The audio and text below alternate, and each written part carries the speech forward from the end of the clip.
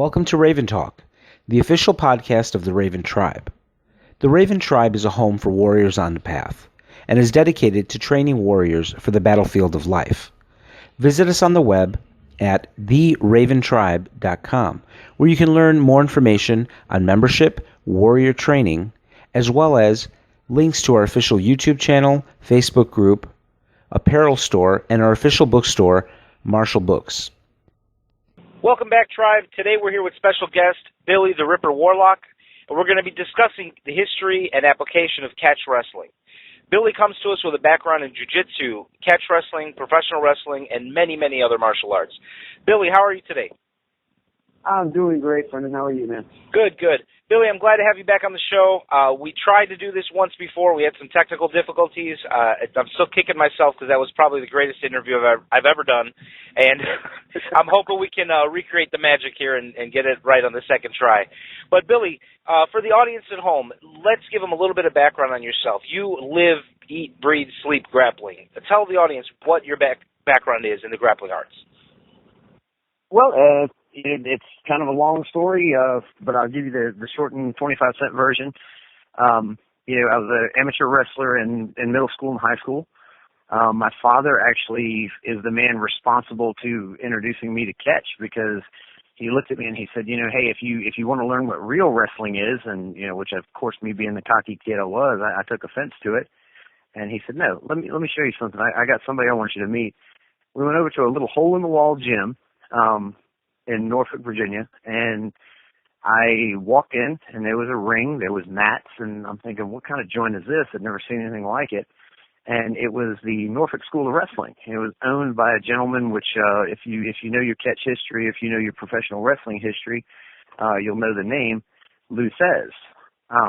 Spent just a short period of time there, but in that short period of time, guys like Lou Thez and Mark Fleming and those guys, Q-Ball Carmichael, they really opened my eyes to what real wrestling was.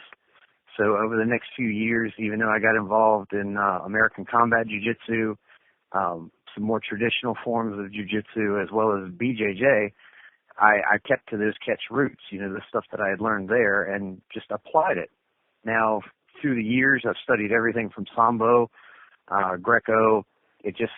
Anything grappling has caught my attention. So I've stayed along with that, along with the other arts that, for close quarter combat and things along that line. So it's been a lifelong goal of mine to, I guess you would say, unify the catch groups that are out there now. Because like I said, my background was old school. I mean, it was train till you puke, get up and go again. It wasn't the I guess you would say the modernized, sissified version that we see out there today. We have guys that, they train until they get sore, they train until they get tired. Back in the day, you trained until the coach told you to stop. There wasn't anything like that. So that's the kind of mentality and background I came from, was the old school, very hardcore. You might have to get an arm broken or something to learn a technique the way it was applied. I had my shoulder separated at 15 years old because I didn't understand or couldn't quite grasp the mechanics of a double wrist lock. And so in order to teach me the double wrist lock, it was, applied at speed, at force, and it separated my shoulder. So, it's one of those kind of things that I guess you would say I'm old school and hardcore. I really believe in the fact that you've got to push yourself, you've got to push your body, you condition it to accept the fact that it's going to get hurt, you accept the fact that the submissions are there, and it's going to tear muscle, break bone. So you just have to accept the fact that it's going to be a rough and tumble type art, and that's me in a nutshell. From that point, I have become the the infamous name that I am, I guess. So, and that's pretty much me, man. Now, Billy, tell us a little bit about catch wrestling, because when people hear wrestling, they may think of, freestyle or Greco-Roman wrestling, maybe even pro wrestling. But catch wrestling was almost a lost art. I mean, this was something that was, with the, diligent work of a few, notable people that saved it. It was almost lost. Tell the audience what catch wrestling is, because I think a lot of people out there may never have even heard about catch wrestling. Well, catch wrestling can best be described as taking amateur wrestling, both freestyle, Greco, folk style, Olympic wrestling, basically. You take any of the Olympic style wrestling, include the pins, and then you add in such things as submissions. It is not a gentle art. Josh Barnett coined the phrase a couple of years ago that jiu-jitsu was the gentle art and that catch wrestling was the violent art. I firmly agree with that statement because it is a whole lot more violent, a more aggressive, and a more pressure-filled art than, say, Brazilian jiu-jitsu. Even to an extent, I've got an extensive Sambo background as well, and I've found the same principles in Sambo that I found in catch. It is a top game sport. It is something that we feel more of the pressure. The gain in catch is that what you may see in Brazilian jiu-jitsu, we'll take the mount, for example. Catch, the term is the top saddle. You're going to find that a Brazilian guy that's doing a mount or a Brazilian jiu-jitsu trained guy is going to be a little bit lighter. He's going to give you room to move. In catch, we do the exact opposite. We put all the weight down on you. We focus it down on the hips, down on the diaphragm to make it very uncomfortable. That way we get the guy to move. We have what we call baits. We put pressure on a certain area to get a certain body part to move in a certain way or into a certain trap. And that's what we do. It's not a game of chance.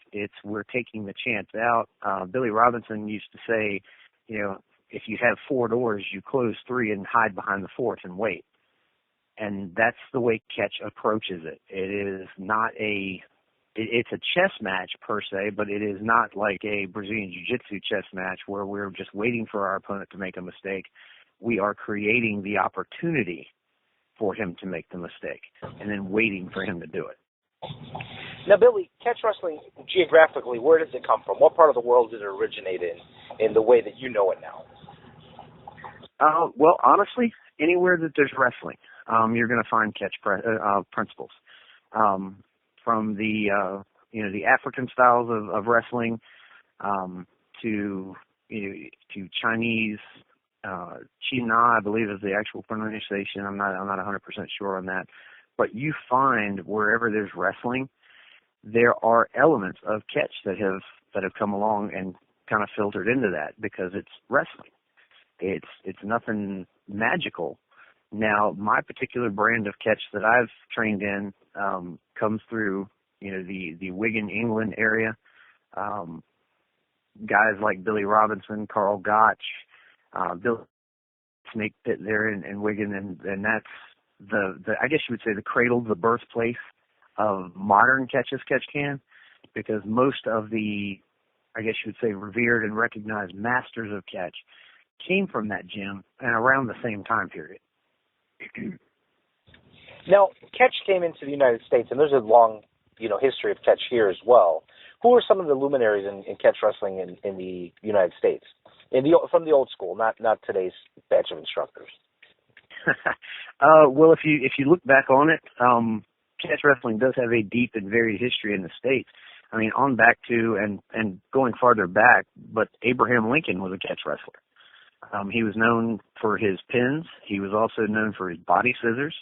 I mean, he was a tough, rough and tumble guy that, came up and that was one of part of his upbringing was, hey, in order to be a man, in order to be tough, you've got to wrestle. You've got other guys that came through the States that are well known way back in the day, Martin Farmer Burns, Frank Gotch. These are names that if you look them up, they are synonymous with catch as catch can wrestling. Guys like Henry Colin. Lord, you're asking for a whole bunch of history in just a few minutes, but catch has been around as long as there have been people wanting to engage in physical competition. It was a part of the old AT shows, the athletic shows that traveled the country that may have boxers, wrestlers.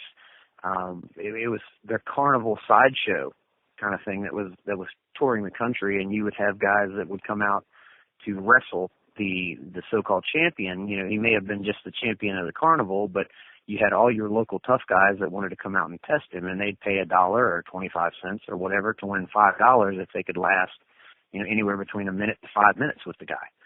It is a very deep-seated and traditional art, but it is also the principles are timeless. So there's no real hierarchy of it, and I can't really tell you, definitively where and how that it all came through into the States, other than the fact that these wrestlers have migrated all over the world. You've got guys that came from India to train in England, guys that then trained in England, moved to the States and toured and traveled and taught.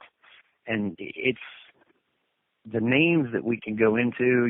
I could sit here and give you guys like John Pesic. You go to look them up on Google and you're going to find pictures, you're going to find stories, and you're going to go, no way that really happened. But these guys are there. They've been there for years. It's not anything that's brand new. Like we had said just a little while ago, the history and the tradition, dates back hundreds and hundreds of years. There were, not necessarily catch wrestlers, as you would put it, but they were guys that were trained in England to do the submissions, to do the throws, to do the locks, that came over and were part of the original settlers that founded this country. Now, Billy, let me ask you, because you mentioned that catch wrestling was, popular in the carnivals and the traveling shows, but at one point in time in American history, catch wrestling was, probably on par, if not more popular than boxing. I mean, I think until recently a record was held, and correct me if I'm wrong, that, the largest, attended sporting event was actually a wrestling event. Yes, absolutely. So, matter of fact, the largest attendance record for an indoor sport is still held, albeit by professional wrestling. It is still wrestling at heart, and that Vince McMahon has done wondrous things to get professional wrestling in the limelight. And one of the benefits of that is that he holds several records in some of the largest venues in the country and in the world, even to the attendance records and stuff that they have. Now, Billy, let's talk about, you mentioned, Vince McMahon, and everybody knows what the WWE is. Everybody, has seen professional wrestling on television. And I want to kind of explore this, but the history of catch wrestling and professional wrestling are just intrinsically tied. They're linked for life. Explain, what the evolution was from catch wrestling to professional wrestling. Well, catch started out when wrestling was around in the, I guess, mid 1800s to somewhere in the mid 1900s. It was a legit 100% shoot sport.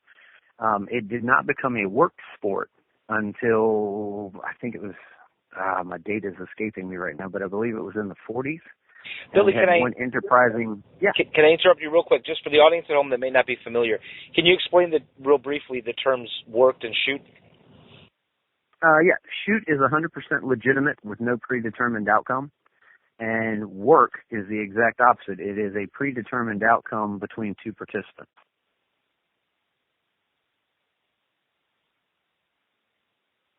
So, Billy, please go ahead. I apologize I interrupted you there. No, you're fine. It was, I'm trying to remember the exact date, so you actually gave me a minute to collect my thoughts, but it was mid-1940s. We had a entrepreneurial promoter that was putting on an event. He had a wrestler that was, getting ready to leave the territory, was holding his championship. He actually, performed the first worked wrestling match because he went to the guy, paid him a little extra money to literally, take the dive, as they call it in boxing, and drop the title to the guy that was staying with him. Now, that was unheard of at the time because wrestlers were some of the biggest celebrities on the face of the planet. I mean, you have guys like Frank Gotch that were rock stars in their age. They went out, they partied hard, they made big money, and, that was their lifestyle. Well, when he did this, it literally took the game of wrestling and it allowed us, or allowed them, I should say. I wasn't around back then. I'm old, but I'm not that old. He gave us the opportunity to create the characters and the storylines and everything that we see in today's modern wrestling. Now, granted, back then the storyline may be that you had a wrestler come in that, was a flamboyant guy, for the example of like a Gorgeous George or something along those lines, may come in to make the fans hate them. Their job was to be the bad guy. And then you had guys on the other side of that were the good guy.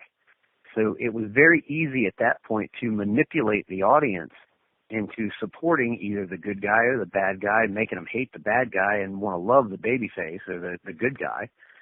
And from that, it has evolved into what we have today.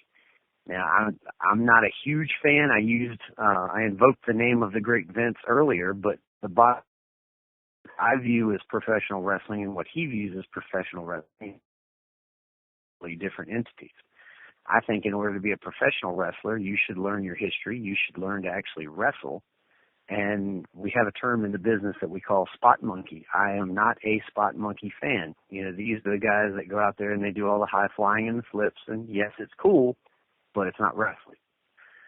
So, that's kind of my stance on that in a nutshell. These guys, they gave us an opportunity when they worked the first matches, and when promoters found out how well it worked, they kind of jumped on board with it, and everybody started doing it, and it just kind of snowballed into what we have today.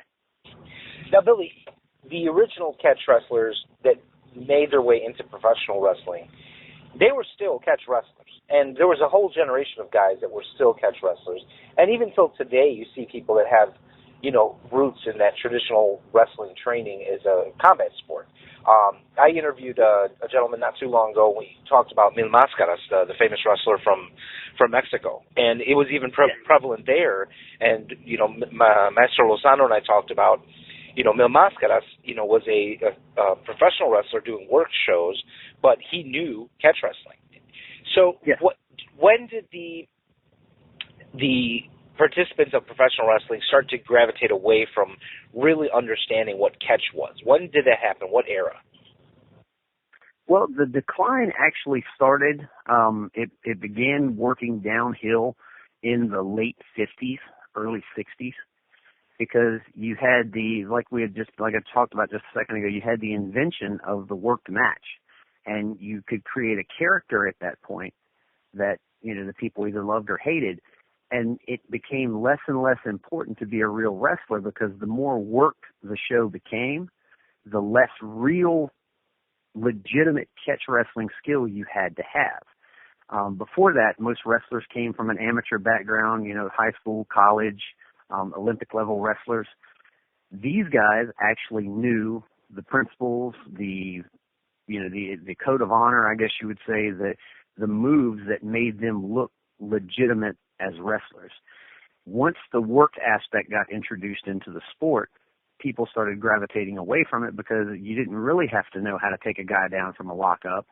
When you locked up with him, in a collar and elbow tie-up, there were moves that you could do from there that became almost their own martial art. It became, to keep it in a martial art term, it became more of a kata.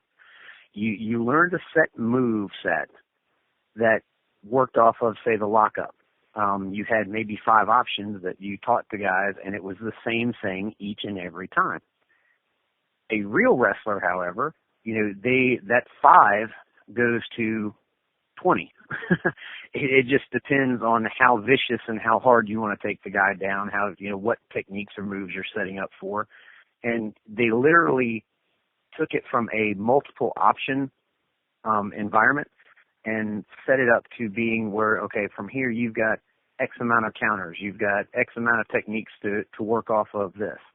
And it became something that was passed along not as a combative art, and we've seen it happen with, karate, martial arts, kung fu. A lot of them have lost their combat application because they focused mainly on the form, on the kata. And same thing happened to catch. They're legit guys. We're still out there.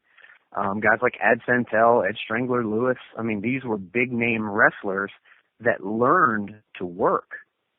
And when I say work, they learned to be within those guidelines, but yet they kept teaching catch as catch can as a martial art, as a actual fighting sport. Billy, let me ask you, because you mentioned Ed Santel, and I think he's a really interesting personality in the history of catch wrestling, specifically because, and this kind of leads into my next question as far as catch being tested against other grappling arts. But tell us about Ed Santel and what he accomplished when matching up with other grappling arts. Well, Ed Santel, I jokingly refer to him as the unofficial father of Brazilian Jiu-Jitsu. And I'll explain that, because Ed was definitely a unique individual. He had a hand in training some of the greats. Luthez credited him as a trainer, as well as another gentleman by the name of George Tragos. But Ed, he was one of the guys that actually went out there and went around the world. He went to Japan and challenged the judoka at the Kodokan. And when he beat the Kodokan guys, never wrestled in a jacket before, but when he put on the kimono on the gi, he got out there on the floor, and using wrestling, he beat the judo guys at their game. And he proclaimed himself from doing that when he literally went through, I'm not sure the number, but it was like 7, 8, or 9 of the top judoka at the Kodokan. He proclaimed himself as a world judo champion. And now you probably can imagine that ticked off a lot of guys in the judo community, because here's this wrestler, he's never spent time on the mat, he's never spent time in the dojo, but yet now he's claiming that, he is the best at what we do. So, of course, then judoka turned around and started learning, and mimicking the techniques that Ed had used on them. This is where we get the Kimura, because one of the gentlemen that taught the Gracies, of course, his name was Kimura. They've learned that technique from Ed Santel. Now, this is where we get into the political side of it, because number one, it's not a Kimura. It's not anything new. It's not anything unique. It is a double wrist lock. But the way it's applied in Brazilian Jiu-Jitsu versus catch is different, and that's the way Ed taught it. It was modified later and incorporated into Brazilian Jiu-Jitsu. I'm sure we'll touch on that in a few minutes, but Ed went about his business of traveling the world and beating wrestlers everywhere. And that's how he actually became one of the first recognized world champions, because he didn't mind traveling to India and wrestling the Indian wrestlers. He didn't mind going to Iran and, whatever it was referred to at the time, and beating those guys, the powerhouses in the sport, and Ed was beating them all. Now, Billy, let's talk about modern-day competition. You can't, shake a stick in the grappling world without hearing, you can't even say the word grappling without somebody saying, oh, BJJ. And catch wrestling's been, stacked up against BJJ numerous times. I think probably the most successful person I've seen is Barnett, and he's, done wonders, representing catch wrestling against, grapplers from other styles, specifically against BJJ. Tell me about how catch wrestling today, how the modern trained guys are doing in competition with the BJJ guys. Are you guys finding it, challenging to work with that rule set? Are people adapting? What's the, the success rate? The success rate is very high. And I say that because I've got several friends that compete on the world and national levels. Of course, we got Josh. Josh Barnett is one of the top catch guys, trained with Billy Robinson, training with Inoki. You've got Carl Gotch thrown in the mix there as far as having a hand in his training. Josh is without a doubt the biggest name in catch wrestling. But then, however, you've got guys out of North Carolina like John Husky. You've got Johnny Buck, Matt Tran. There's guys all up and down the coast. You've got Iowa and California. You've got Curran Jacobs. There's guys out there that actively get on the mat and compete. When they compete, 95% of the time they win. And it's not that I'm saying that to down the BJJ guys. It's the difference in the approach and the principle.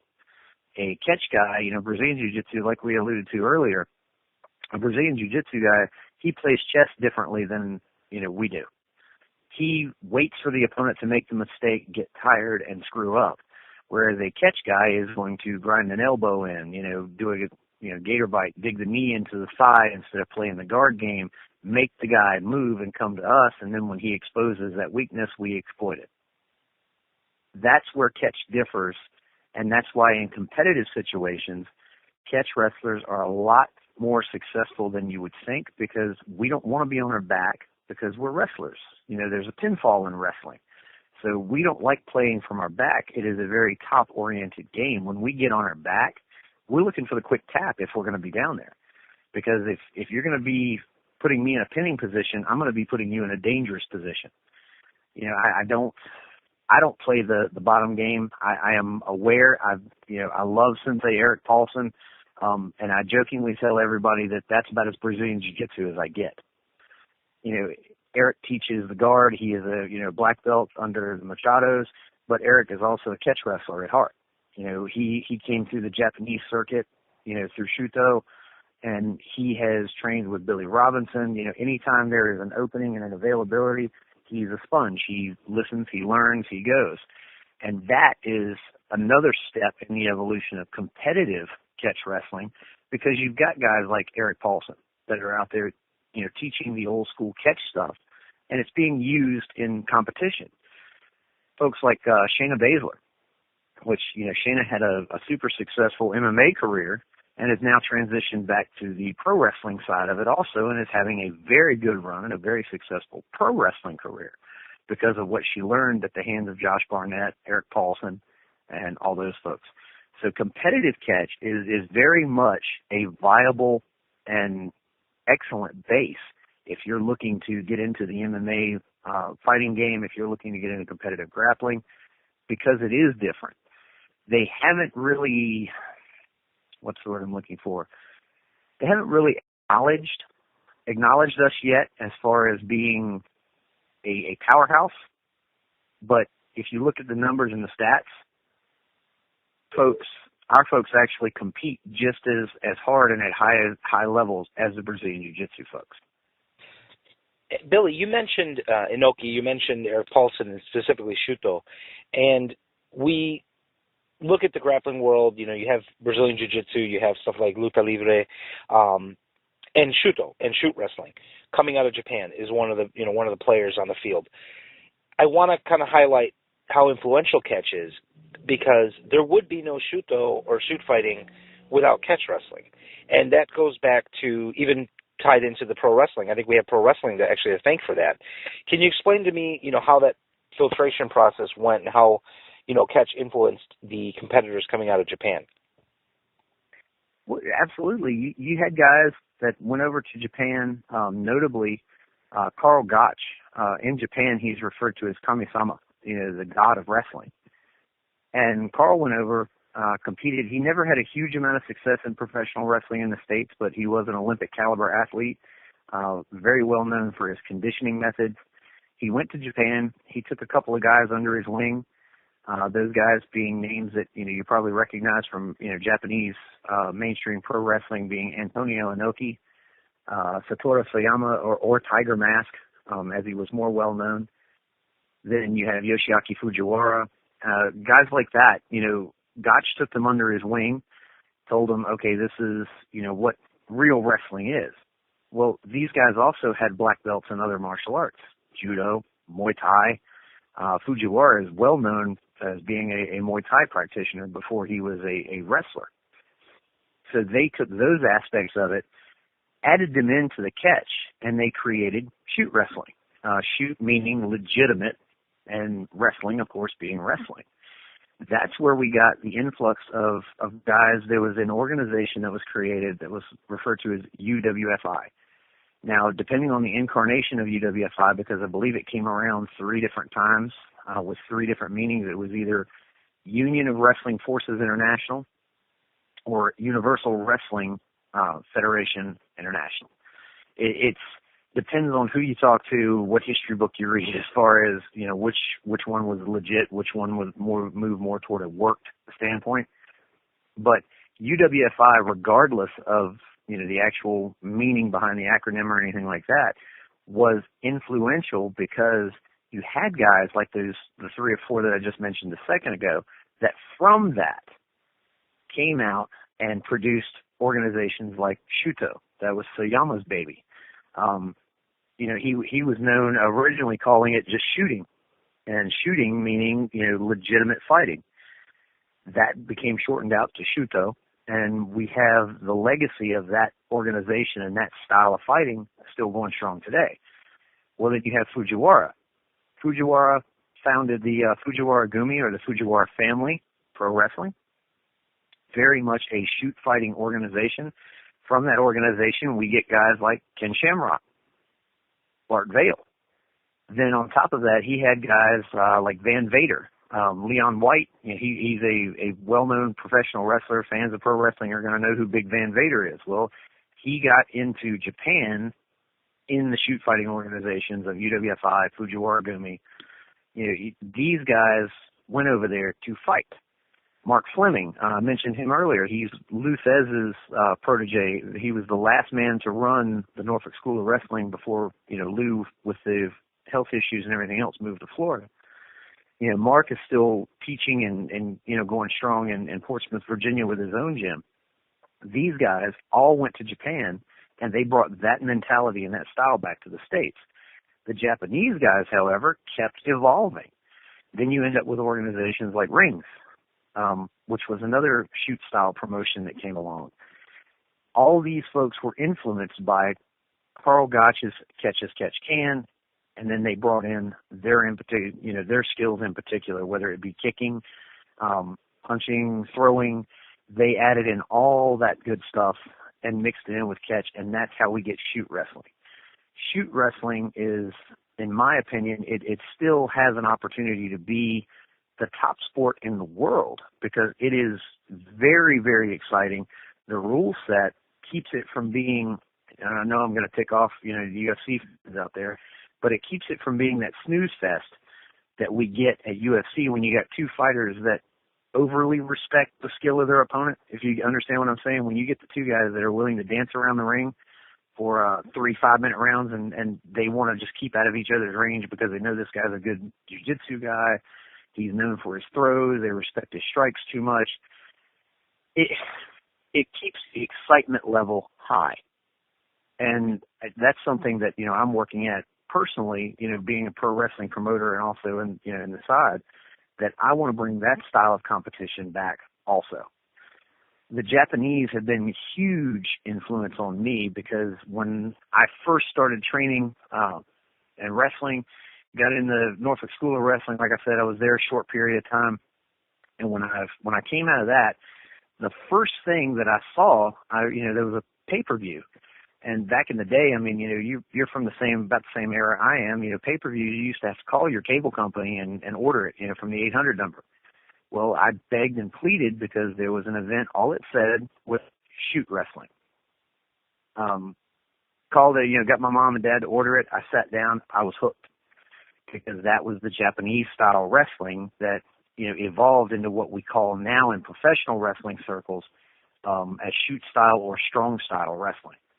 So that's something that the Japanese, we have them to thank for UFC. It was the Japanese guys that were doing shoot wrestling events that actually gave Corian Gracie the idea for UFC.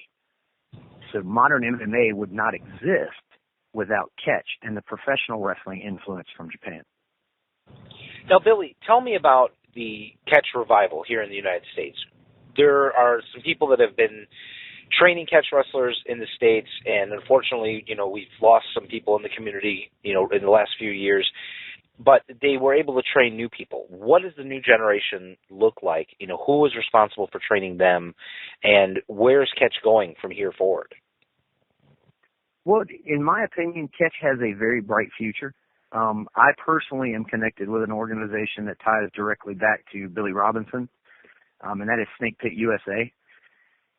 You know, those guys trained with Coach Robinson every opportunity to pass along exactly as he taught it. Matter of fact, I held a seminar. I'm getting ready to hold another seminar in October. But last October, I held a seminar with one of the co-founders of the group, Joel Bain. And I asked him a question while we were drilling a technique. I was like, you know, hey, Coach, you know, why do we do it this way when it seems like this way is more effective, especially for me? His response was classic, and this is why I love these guys and, you know, support them to the end. He looked at me and he said, because the way I'm teaching it to you is the way that it will work on everybody else, and I have seen some people change it, but this is the way that Coach Robinson taught me. So in honor of him, I am teaching the original way, and that way you can teach the original way, and you can also say, hey, this is a slight modification that may work. Test it, see if it does, and you can teach both methods. But as far as snake pit goes, they keep it as close to what Coach Robinson taught them as humanly possible. I mean, you and I both know that there's going to be a time when you forget one detail here or one detail there, and that's kind of what started happening to Catch in the beginning. Is people begin to forget, the details of how things worked here or the hand positioning here. So, Snake Pit is very good about keeping up and making sure that the original Catch as Catch Can, as passed down from Coach Robinson, is preserved. Now, you've also got organizations like the Catch Wrestling Alliance, which I'm not 100% familiar with these guys, but I know that they're very, well respected. They have ties directly back to Wigan, England. They are connected with the Snake Pit there. You have guys like Jake Shannon with Scientific Wrestling, who is doing his part to preserve what he was taught by both Carl Gotch and Billy Robinson. Another guy, there's the American Hook Wrestling Association, which is the Billy Wicks, I guess you'd say, family tree. John Strickland operates that. Then you have just various companies and guys, out there that are supporting the art and trying to get it pushed together. American Grappler is founded by a couple of guys that have a deep-seated love for both American bare-knuckle boxing and Catch as Catch Can wrestling. With guys like that supporting us, what I have proposed in the past is that what we need is one competitive organization, not a governing body per se, but a competitive rule set that we all adhere to, that we all have certain standards that in order to be a fully recognized coach, you have to meet certain criteria, because in the old days, it was just, okay, you show up at the gym, you keep getting your butt kicked until you don't get your butt kicked anymore. And that was how you learned, and that was how you understood that, hey, I'm getting better because, okay, coach is not kicking the crap out of me every class anymore. I'm actually getting him on a couple of things here and there. So what they have done is these different organizations have their different tiers of coaching. They have their different requirements. And what I have said is that we kind of sort of need to put together a governing body that will help bring Catch together. Because the downside to Catch is that we've got a lot of infighting. This camp will say, hey, so-and-so is not legit. He trained with so-and-so. They weren't a great wrestler. There's a lot of back-talking and fighting and stuff like that. I try to stay out of all that because I believe we can all learn from each other.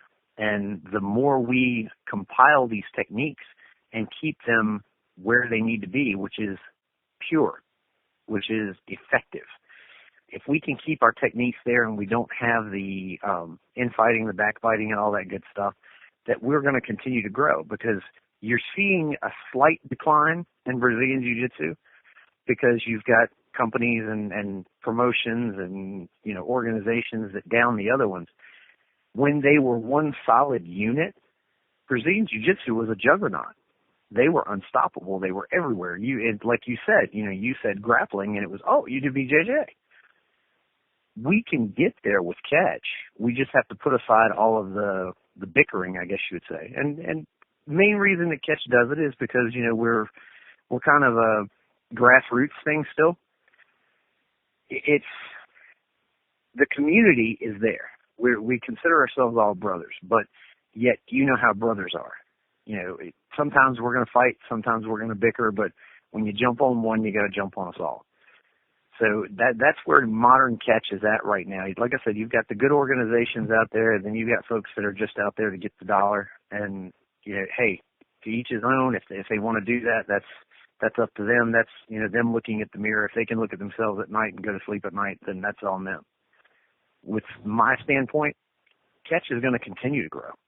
We're not out here to be better. We're out here to continue the growth of the art. We're out here to, say, hey, there is another style of grappling. Matter of fact, that's one of the more popular T-shirts and bumper stickers that Snake Pit has is, not all grappling is jiu-jitsu. And that's the mentality. We're trying to work against. Billy, you do BJJ. Makes sense. Now, Billy, let me ask you, with people teaching nowadays in boxing and wrestling are arts that traditionally don't have levels or ranks, but Catch kind of had some informal ranks, even if it was just like a title of recognition. Is that still being used when you're training your students, or is there like a belt system being implemented by some groups? How are people, how was it done historically, and how are people doing it today? Well, historically, it was reputation only. Like I said, you got on the mat, you kept coming out, kept training until you could hold your own, and then until you could eventually start beating your teammates and possibly even beat the coach. That was the way it was done traditionally. You had titles of recognition, but it wasn't a mainstay or a rank per se. It was, just the guys say, oh, well, he's a legit shooter, which a shooter is someone who is a good wrestler and can use submissions. If you were referred to as a hooker, no, I'm not talking about that kind, but when you were referred to as a hooker, it meant that you were a submission specialist, that you were never more than a couple of moves away from breaking a bone. Then you had guys where my nickname comes from, the Ripper. A Ripper was a guy that was a very dangerous guy on the mat because he used his entire body as a weapon, elbows, knees, head, whatever, to win the match.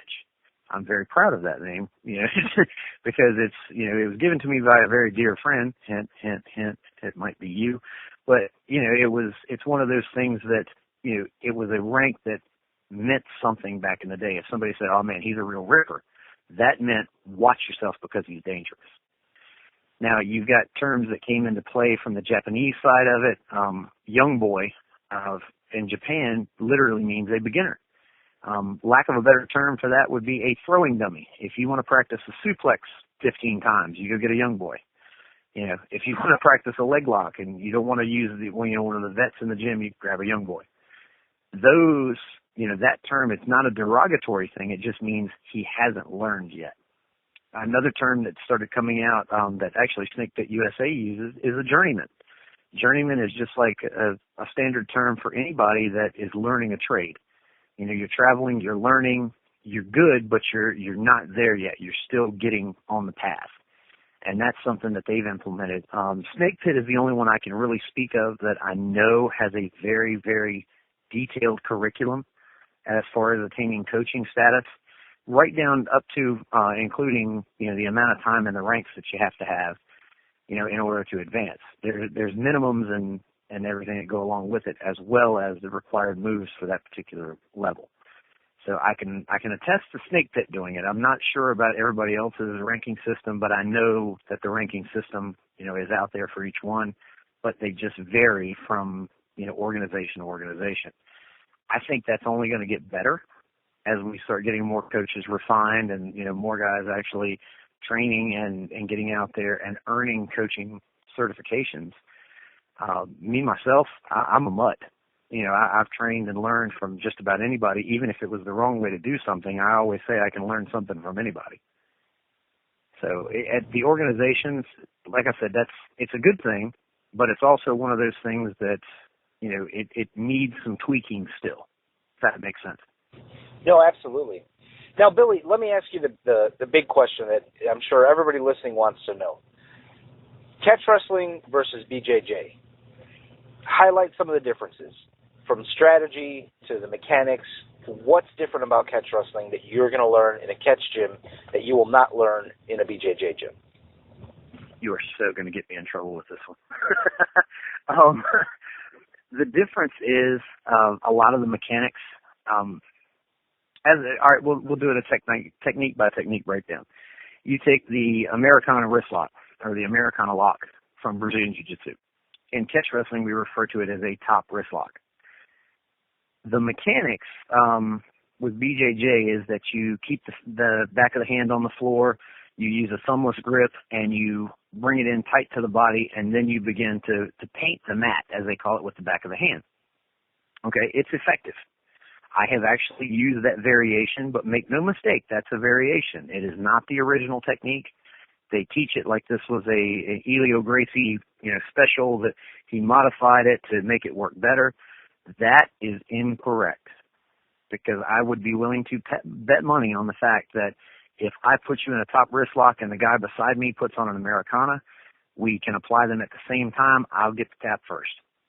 And the basic body mechanics. That's the thing about catch wrestling, is it is as much a scientific method and an empirical method as it is a fighting system. I jokingly say that you've got to have a doctorate in pain when you become a catch coach, because you learn the way the body moves. The human body, there's only a set number of joints. It's not like each joint is different. Correct me if I'm wrong. When you think about the way the body is made, let's divide it at the diaphragm. You're going to learn that the joints, the pain points, everything else mirror themselves on each side of the body. If you look at our toes, small digits, right? Small bones. Same thing with the hand. If you look at the ankle joint is the same as the wrist joint. So therefore, the same applying of leverage and principle should work on both joints. And it does. The knee, it's a hinge joint. That's the same as the elbow.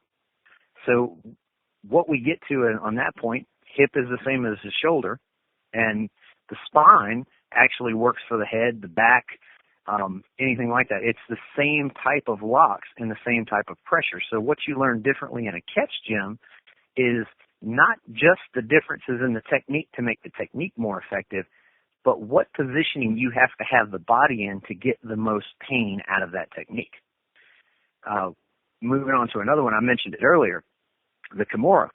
Everybody knows how to apply the Kimura as far as Brazilian Jiu-Jitsu goes. You can apply it from the guard or whatever. You can apply it also from side control. In catch wrestling, we refer to it as double wrist lock. Now, that doesn't mean it's a completely different technique. It is pretty much the same grips as the Kimura. However, the difference in application of leverage and power are two different things. The Kimura tends to go up the back and then out. And with a double wrist lock, we trap the shoulder in tight, we squeeze down, and we push up and away from the body. And like I said, it's science. I'll get the tap quicker than the guy going up the back with the Kimura, simply because I know how the body works. And if I push away instead of pushing up, that lock is going to disable the shoulder. It's going to start stretching tendons a whole lot quicker than going up his back until we reach the point where, his flexibility stops. Because I've seen guys apply a Kimura, and it looks like the guy's ready to brush the back of his own head before he ever gets a tap. If you apply the scientific principle that we teach in catch, it makes every technique that much better. It's simple. There's no real complexity to it per se. There are details, and everybody knows the devil's in the details, but there are ways to apply the technique that take it from being somewhat effective and easy to escape from to being so tight and so locked in that if they move, they're going to damage themselves. I've had guys that I've rolled with that were Brazilian Jiu-Jitsu black belts that have told me, hey man, you just about ripped my shoulder out. No, I didn't. When you tried to execute that fancy pass that you would do against a Kimura, that double wrist lock, you only put more pressure on yourself. So I didn't do it, you did. and it sounds bad, but it's the truth. We put the body in a position where any movement is going to cause damage. And then from that, you get your tap. The other thing that Brazilian Jiu-Jitsu teaches is, I refer to it as the lazy man's approach to rides, because you've got the guard, you've got the mount, you've got crossbody, or side control as they refer to it. In catch, the difference is the application of pressure. Whereas the mount, you're kind of putting your weight on your own knees, and you're keeping your feet flat so you can control the guy. In catch, the knees are going to be slightly up off the mat where he's got all of my weight across his diaphragm. Now, I'm not going to stay in the upright postured position. I'm going to stay down so I can control him, because let's face it, if he's good and if he's quick, he can get a sweep from there. And I've lost the mount. Does that matter to me? Not really, because we're not positionally related. Our positions lead to transitions. We go from one spot to the other, keeping the pressure on the guy. Side control. Brazilian Jiu-Jitsu guys keep their knees in tight, their elbows up tight against the body, and they leave a natural gap that as a catch wrestler, I'm going to exploit it. That's how I'm coming out. If you give me a millimeter that I can work my arm in, I'm going to get out. Now, catch, we operate more from a sprawl position from the side control and add the weight of our body driving into his so that every breath he takes is a struggle. Sounds kind of harsh. It sounds kind of sadistic, and it is, because I don't want him to breathe easy if I'm grappling with him. Same thing, I can go into detail on other techniques also, but it's the same concept. I want him to be as uncomfortable as humanly possible underneath me. I don't want him to draw an easy breath at all. Literally, I want him to feel like I am trying to drive him through the earth, through the mat, and into hell when I'm on top and I'm got the ride. Brazilian Jiu-Jitsu, I refer to it as the nice art. We called it the gentle art earlier. That's what the name means. And in my opinion, it's too nice, if that makes sense. I mean, I don't like giving the guy enough room to escape and move around and all that good stuff. And catch takes that out of the equation. So that's the main differences that you're going to find between the two arts, is that as a catch wrestler, I'm looking to inflict pain in pretty much every movement that I do. Brazilian Jiu-Jitsu, you're looking to inflict pain when you're applying the submission. If I'm wrestling with you, I may put my elbow down in your shoulder. Well, if your arm shoots straight out, which it's natural body mechanics, if I put pressure on that shoulder, you're going to extend your arm to try to get the pressure off of your shoulder. Well, thank you. You just gave me a straight arm, or you gave me a top wrist lock, or you gave me the DWL, whatever I needed. And that's part of what we're doing when we're ripping and when we're tearing into our opponents, is we're using pain to get the result that we want. It goes back to that Billy Robinson saying of closing the 3 doors and waiting behind the 4th. If I take away all your other options and then I put pressure on a part of your body to make that body part move, I'm waiting, because when you move, that arm, that leg, that neck is mine, because I know where you're going. There's only certain ways you can move at that point, and I'm going to be waiting to catch you. Hence the name Catch As Catch Can. You catch what you can. Now, Billy, if people want to get out there and start learning catch wrestling, I know there's no substitute for a good gym. Where are the gyms located? Where are the reputable people? If there isn't a gym in your town or close by where you can get to, are there any good DVDs, books that you would recommend to people out there? I'm still working on, Gene LaBelle's Pro Wrestling Finishing Holds, so hopefully I'll graduate. Oh, that's a great series. Yeah, but yeah, for a little bit more thorough, training, even if it has to be on DVD or book, what are your recommendations for people? Anything by Snake Pit USA. Of course, being a member of their organization and knowing how the organization works. Coach John Potenza and Coach Joel Bain, 2 of the top guys out there. Anything that Scientific Wrestling produces, is going to be good. You've got guys that, there are catch DVDs out there. Matter of fact, I've got a friend of mine in Japan that he is sending me a copy of his DVD that he just released in Japanese. Now, I don't speak Japanese, but I speak technique. So, that's something, if you can watch it and decipher it with, get over the language barrier, you've got several different options, from Japan. There are some guys out there that I wouldn't recommend picking up their stuff, but I'm not going to put anybody on blast. It's not catch. It's jiu-jitsu modified to look like catch, but it's not catch. So like I said, Snake Pit, Scientific Wrestling. There's several good tutorials on YouTube. I hesitate to kind of mention that, because then somebody's going to go out and say, oh, I learned this. No, that's not what I mean. There are tutorials. You have to drill it. You have to work it. You can, like I said, you can learn anything from somebody, even if it's how not to do something. If you try something and it doesn't work on anybody, it may not be, the technique per se. It may be the delivery or the method you were taught. So I personally, my endorsement goes to Snake Pit USA, because, like I said, I know these guys. I know what they're doing. I know what they're presenting. If you're looking to just pick up techniques and see how a catch wrestler moves, then go to YouTube, look up guys like Carl Gotch, Luthez. You can find some of the older pro wrestling matches on there with Ed Strangler Lewis. anything with Billy Wicks related. If you can find someone directly connected with Billy Wicks, such as John Strickland in the Carolinas down there. I think he's in South Carolina. Those guys are going to be able to offer you good techniques. Now, I know several of those are, they're part of other organizations and stuff like that now, but the bottom line is if you go out there and you find somebody that has a lineage, that can be traced back. And like I said, I'm a mutt. So, I've trained with anybody and everybody that would teach me anything and take time to get on the mat with me and say, okay, this is how you do this. This is a little bit different than what you've been taught, but this is this. Don't close your ears. There are very few professional wrestlers out there that actually understand the mechanics of catch wrestling anymore. There's a few, but very few. So I wouldn't recommend going to your local, indie wrestling show and asking one of those guys to teach catch. This is not the 30s and 40s where those guys are legit. I'm not saying they're not dangerous, not saying that they haven't trained, but most of them, since it is a BJJ world out there, that's where their legit grappling has come from.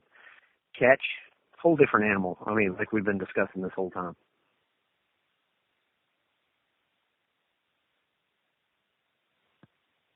Billy, let me ask you, before we wrap up, if people are interested in coming out and training catch wrestling, even if they want to come out and train pro wrestling, where can they find you? Where are you at? Where's your school?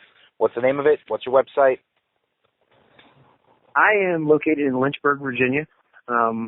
If you don't know where Lynchburg, Virginia is, look up Liberty University because we are in Libertyburg, USA. My school is Shooters Academy. We are located at 503 Old Plantation Road here in Lynchburg. My website is under construction at the time. We're revamping it. The current one that I have up is www.americanshooter.webs.com. That will be changing in the next couple of weeks to an updated and better website. If they're interested in training, I have wrestling shoes. I'll travel. If they're interested in seminars, they can look me up on Facebook. Billy Warlock, not the actor guy. I was never on Baywatch, so if you hit that cat, that's not me. But they can hook me up, or hook up with me, message me, whatever. I'm available for seminars. I recommend that if they're looking to get certification and they want to be connected with a larger organization, go to SnakePit USA, snakepitusa.com, and they can sign up as an affiliate gym. They will walk them through the process. They will teach them what real catch looks like and, get them on that path. I'm one of a few coaches. I think there's actually 3 of us, might be 3, 4 of us in Virginia now. I'd have to verify that number that are Snake Pit affiliates. And those guys, top notch. Excellent. Well, Billy, thank you again for being on the show with us. I really appreciate your time. I want to get you back on in the future. As I mentioned at the top of the hour, you not only train in catch wrestling, but you train in a myriad of other martial arts. So there's plenty to talk to you about, and I look forward to having you on again real soon. Looking forward to it, man. Be glad to do it. Great. Thanks a lot, Billy.